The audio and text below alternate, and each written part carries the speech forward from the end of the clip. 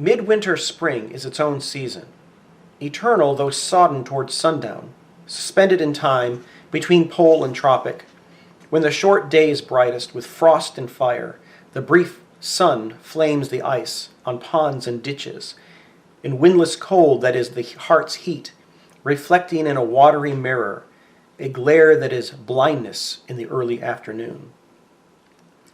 And glow more intense than blaze of branch or brazier stirs the dumb spirit, no wind but Pentecostal fire in the dark time of the year. Between melting and freezing, the soul's sap quivers. There is no earth smell or smell of living thing. This is the springtime, but not in time's covenant. Now the hedgerow is blanched for an hour with transitory blossom of snow, a bloom more sudden than that of summer, neither budding nor fading, not in the scheme of generation. Where is the summer, the unimaginable zero summer? If you came this way, taking the route you would be likely to take, from the place you would be likely to come from, if you came this way in May time, you would find the hedges white again in May with voluptuary sweetness. It would be the same at the end of the journey. If you came at night like a broken king, if you came by day not knowing what you came for, it would be the same. When you leave the rough road and turn behind the pigsty to the dull facade and the tombstone. And what you thought you came for is only a shell, a husk of meaning from which the purpose breaks only when it is fulfilled, if at all. Either you had no purpose, or the purpose is beyond the end you figured and is altered in fulfillment. There are other places which also are the world's end, some at sea jaws, or over a dark lake, or in a desert or city. But this, the nearest in place and time, now and in England. If you came this way, taking any route, starting from anywhere, at any time or at any season, it would always be the same. You would have to put off sense and notion. You are not here to verify, instruct yourself, or inform curiosity or carry report. You are here to kneel where prayer has been valid. And prayer is more than an order of words, the conscious occupation of the praying mind or the sound of the voice praying. And what the dead had no speech for, when living, they can tell you, being dead. The communication of the dead is tongued with fire beyond the language of the living. Here the intersection of the timeless moment is England and nowhere, never and always. Ash on an old man's sleeve is all the ash the burnt roses leave. Dust in the air suspended marks the place where the story ended. Dust inbreathed was a house, the wall, the wainscot, and the mouse, the death of hope and despair. This is the death of air.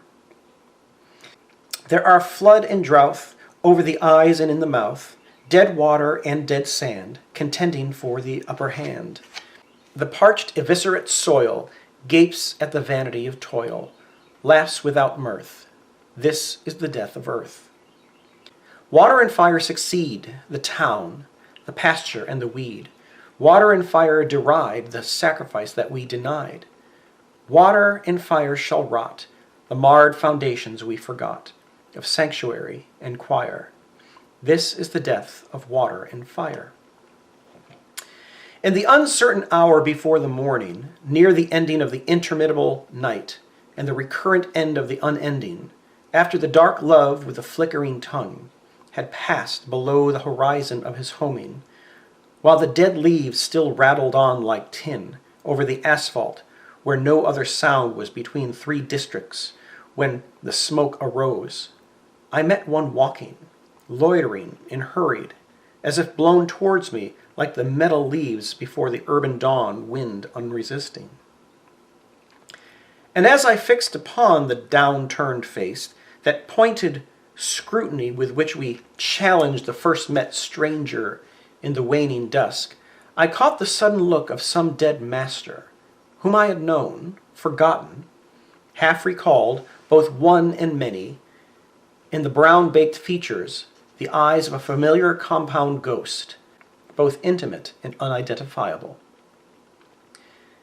So I assumed a double part and cried, and heard another's voice cry, "What, are you here? Although we are not." I was still the same, knowing myself, yet being someone other, and he, a face still forming. Yet the words sufficed to compel the recognition they preceded. And so, compliant to the common wind, too strange to each other for misunderstanding, in concord at this intersection time of meeting nowhere, no before and after, we trod the pavement in a dead patrol. I said, "The wonder that I feel is easy, yet ease is the cause of wonder. Therefore speak, I may not comprehend, may not remember." And he? "I am not eager to rehearse my thought and theory which you have forgotten. These things have served their purpose, let them be. So with your own, and pray they be forgiven by others, as I pray you to forgive both bad and good. Last season's fruit is eaten, and the full-fed beast shall kick the empty pail." For last year's words belong to last year's language, and next year's words await another voice. But as the passage now presents no hindrance to the spirit unappeased and peregrine, between two worlds become much like each other, so I find words I never thought to speak, in streets I never thought I should revisit, when I left my body on a distant shore. Since our concern was speech, and speech impelled us to purify the dialect of the tribe, and urge the mind to aftersight and foresight, let me disclose the gifts reserved for age, to set a crown upon your lifetime's effort. First, the cold friction of expiring sense without enchantment, offering no promise, but bitter tastelessness of shadow fruit, as body and soul begin to fall asunder. Second, the conscious impotence of rage at human folly, and the laceration of laughter at which ceases to amuse. And last, the rendering pain of reenactment of all you have done and been, the shame of motives late revealed, and the awareness of things ill done and done to others, harm which once you took for exercise of virtue. Then fool's approval stings and honor stains. From wrong to wrong the exasperated spirit proceeds, unless restored by that refining fire, when you must move in measure like a dancer. The day was breaking. In the disfigured street he left me, with a kind of validation, and faded on the blowing of the horn.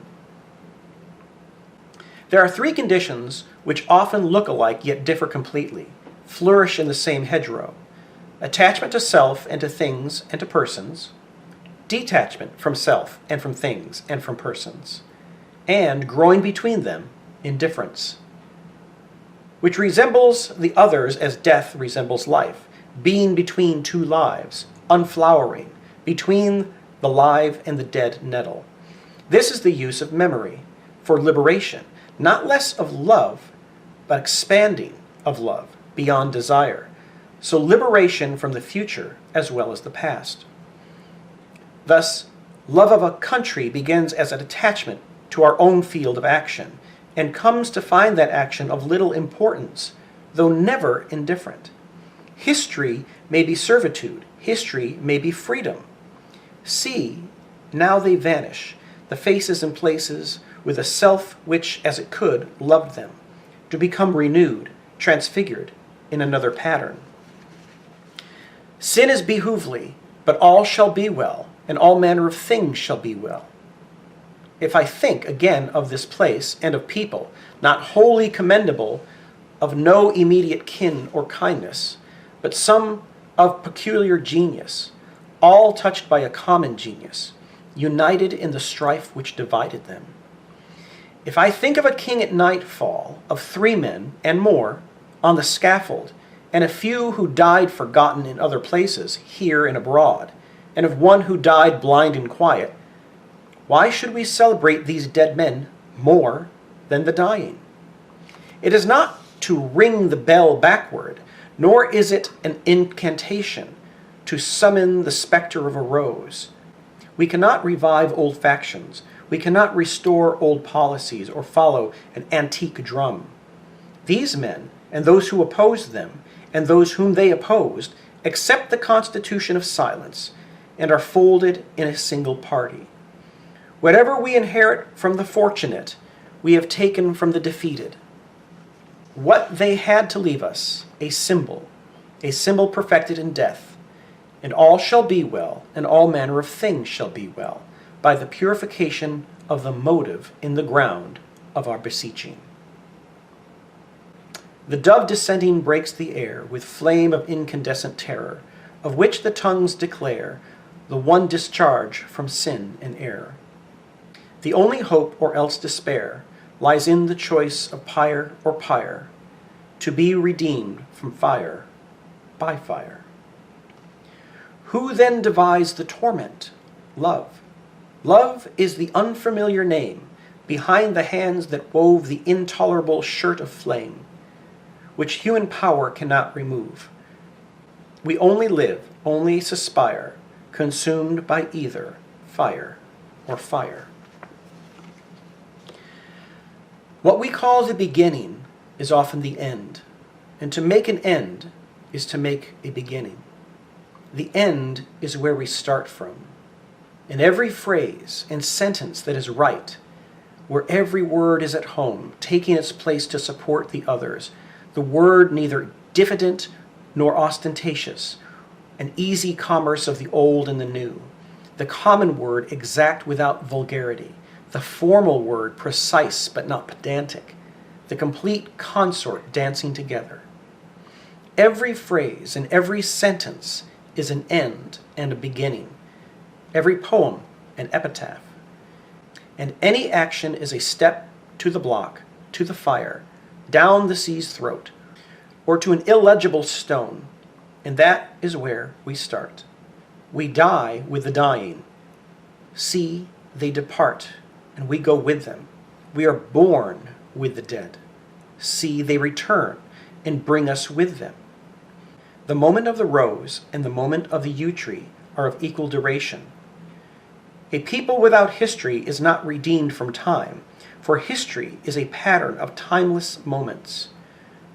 So while the light fails on a winter's afternoon in a secluded chapel, history is now in England.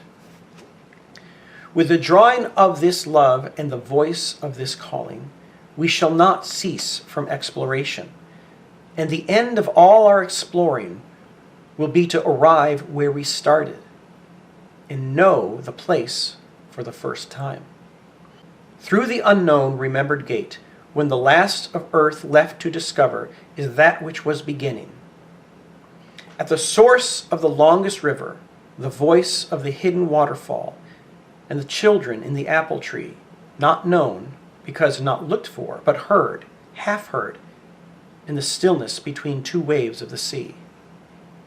Quick, now, here, now, always, a condition of complete simplicity, costing not less than everything.